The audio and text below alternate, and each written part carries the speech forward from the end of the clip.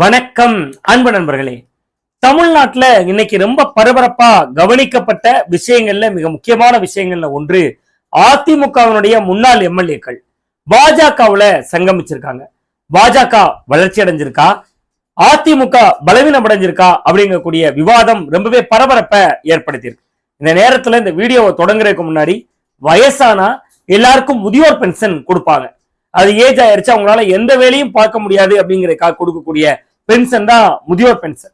அதே மாதிரி எம்எல்ஏக்கள் தங்களுடைய பதவிக்காலம் முடிஞ்ச உடனே அவங்களுக்கு எம்எல்ஏக்களுக்கான ஒரு பென்ஷன் கொடுப்பாங்க. அந்த எம்எல்ஏக்கள் பென்ஷன் வாங்குறதன் மூலமா மட்டும்தான் இவங்கெல்லாம் முன்னாள் எம்எல்ஏக்கள் அப்படின்னு தெரிஞ்ச கொஞ்சம் பேரை கொக்கி போட்டு தூக்கிட்டு போய் பாஜக இணைச்சிருக்கிறதாவும் ஒரு தகவல் வெளியாயிருக்கு. இது எந்த அளவுக்கான உண்மை? அதிமுக இருந்த முன்னாள் எம்எல்ஏக்கள் ஆக்டிவா இருந்தவங்களை இணைச்சிருக்காங்களா அல்லது அங்கேயே சைலண்ட் மோட்ல இருந்தவங்களை தான் இணைச்சிருக்காங்களாங்கிறத பத்தி தான்